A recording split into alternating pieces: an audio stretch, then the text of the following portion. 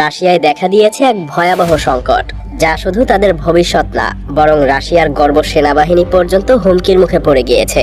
ভাবুন তো, এমন এক সময় আসতে চলেছে যখন রাশিয়ার মতো সামরিক শক্তিধর দেশের জন্য হয়ে যুদ্ধ করার জন্য একটা সৈন্য আর অবশিষ্ট থাকবে না। কি ভয়াবহ পরিস্থিতি, তাই না? হ্যাঁ, তাদের জন্মহার এতটাই কমে গেছে যে ভবিষ্যতে দেশের জন্য নতুন করে সৈন্য তৈরি করাই হয়ে উঠেছে তৃতীয় বিশ্বযুদ্ধের চাইতেও রাশিয়ার জন্য বড় চ্যালেঞ্জ।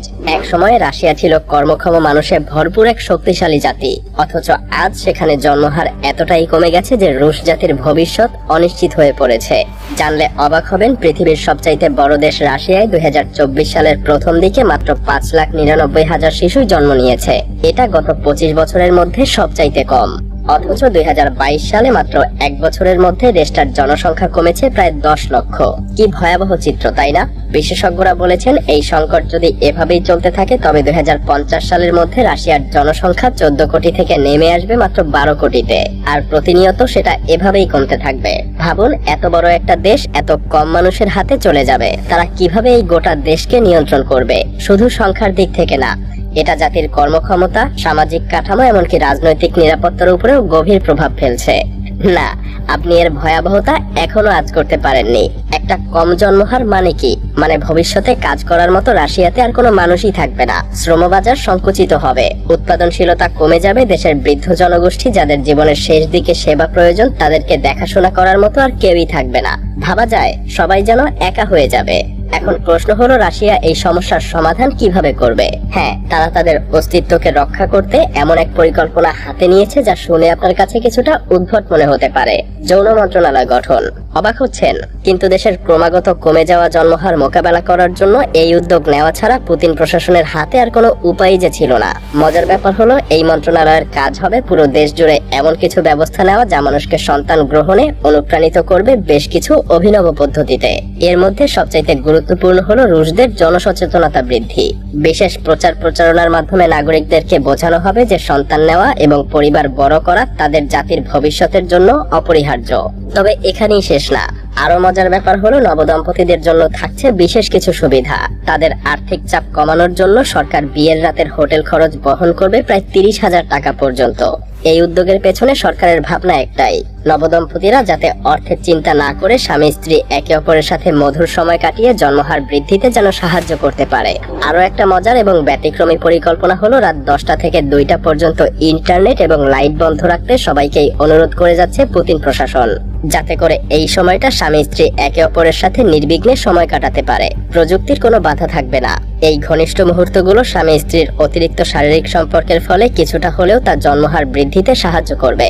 তবে দুঃখজনক হলেও সত্য, জন্মহার কমছে এই সমস্যা শুধু রাশিয়ার না, এটা এখন পুরো পৃথিবীর জন্য তৃতীয় বিশ্বযুদ্ধের থেকেও যেন বড় সমস্যা। পৃথিবীর অনেক দেশ যেখানে প্রযুক্তি এবং অর্থনীতিতে প্রতিনিয়ত এগিয়ে যাচ্ছে, কিন্তু তারা পিছিয়ে পড়ছে নিজেদের অস্তিত্বকেই টিকিয়ে রাখতে।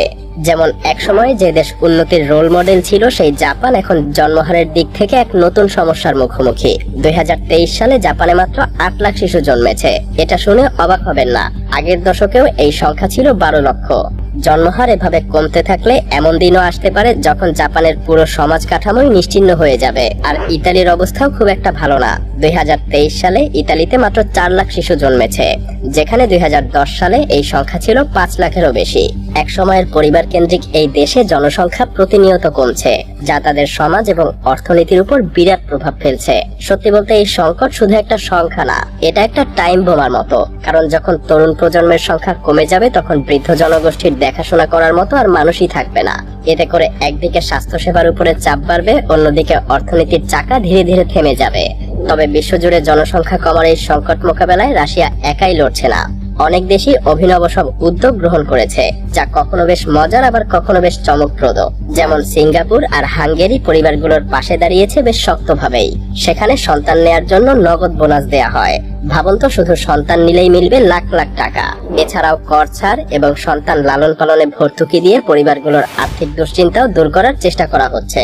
সুইডেন, জাপান এবং দক্ষিণ কোরিয়ার মতো দেশগুলো পিতৃত্বকালীন ছুটিও চালু করেছে, যাতে পুরুষরাও সন্তান দেখভাল করার জন্য সময় পায়। এতে করে অনেক পুরুষই ছুটি পাওয়ার লোভেও সন্তান গ্রহণ করছেন। ডেনমার্ক এবং ফ্রান্স বিনামূল্যে নারীদের বন্ধ্যাত্ব চিকিৎসার জন্য ব্যবস্থা করেছে। আর ইতালি পরিবার গঠনের সৌন্দর্য তুলে ধরতে টেলিভিশনে বিশেষ বিশেষ প্রচারণা চালিয়ে যাচ্ছে।